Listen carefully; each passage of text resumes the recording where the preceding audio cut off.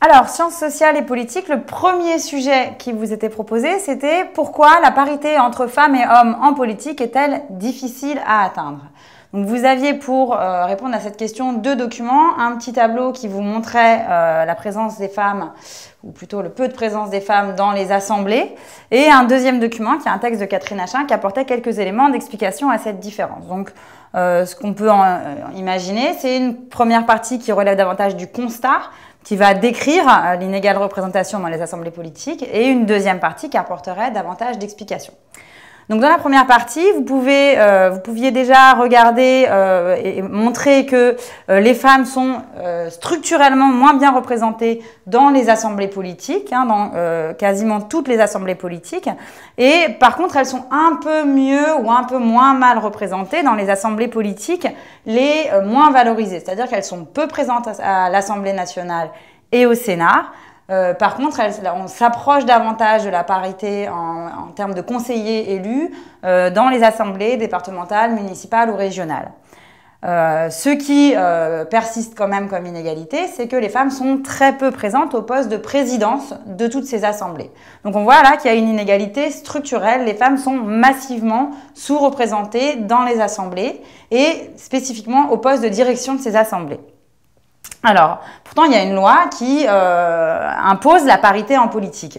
Mais en fait, cette première différence entre les assemblées, entre les différents types d'assemblées, on a vu que dans les assemblées locales, elles étaient mieux représentées, moins mal représentées, et que dans les assemblées nationales, elles sont moins bien représentées. Et ça, c'est dû à des différences de type de scrutin.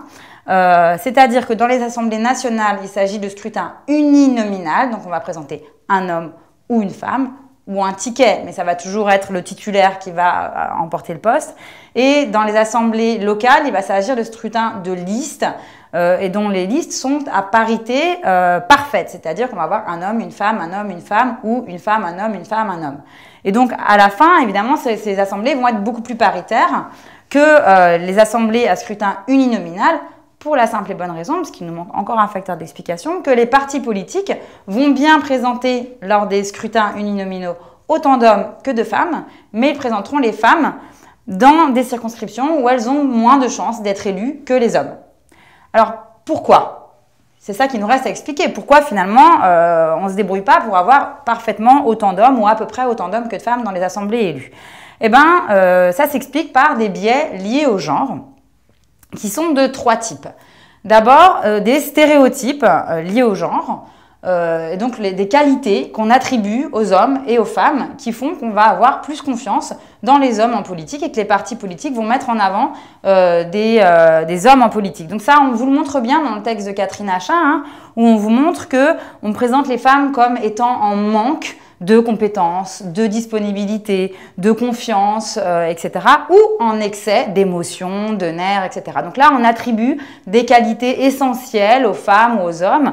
Les hommes seraient plus autoritaires, ils auraient davantage d'autorité, de disponibilité, de confiance en eux, etc., qui les rendraient plus aptes à occuper un mandat politique. Donc déjà, ça, c'est un premier élément d'explication sur le fait que les partis politiques vont privilégier la présence d'hommes sur les listes et dans les positions éligibles.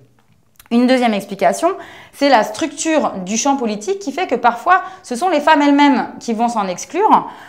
D'une part parce que les façons d'être attendues en politique ne sont pas les façons qu'on inculque aux femmes. Donc notamment, il y a un vocabulaire très guerrier qui est mobilisé dans le champ politique. Ça va demander une disponibilité, et notamment une disponibilité le soir pour les réunions, heure à laquelle, en général, les femmes s'occupent des enfants, puisque ce sont encore elles qui majoritairement s'occupent des tâches ménagères aujourd'hui. Et tout un tas d'éléments qui font que quand elles seront engagées dans des partis, on leur confiera pas les mêmes tâches qu'aux hommes, etc. Et donc, on va avoir, à la fois en raison de stéréotypes et à la fois en raison d'éléments de socialisation intériorisés par les femmes, qui vont expliquer que, en fait, il va y avoir moins de femmes en politique et il va y avoir moins de femmes poussées à occuper des positions éligibles. Et enfin, le rapport des hommes et des femmes et la position des hommes et des femmes dans le champ politique va expliquer aussi des inégalités dans ce qu'on peut appeler un rapport de force insider-outsider, où les hommes seraient des insiders en politique, ils connaîtraient les ficelles du métier, ils auraient des réseaux, ils sauraient se mettre en avant, etc. Alors que les femmes qui arriveraient davantage à la politique par la vie associative auraient moins d'expérience, n'auraient pas les ficelles du métier, n'auraient pas les mêmes réseaux, etc. Ce qui expliquerait qu'elles savent moins se mettre en avant ou qu'on les mette moins en avant parce qu'elles sont moins connues. Voilà, ça ce sont des éléments qui peuvent expliquer pourquoi aujourd'hui encore, en dépit des lois sur la parité, les femmes restent sous-représentées dans les assemblées politiques.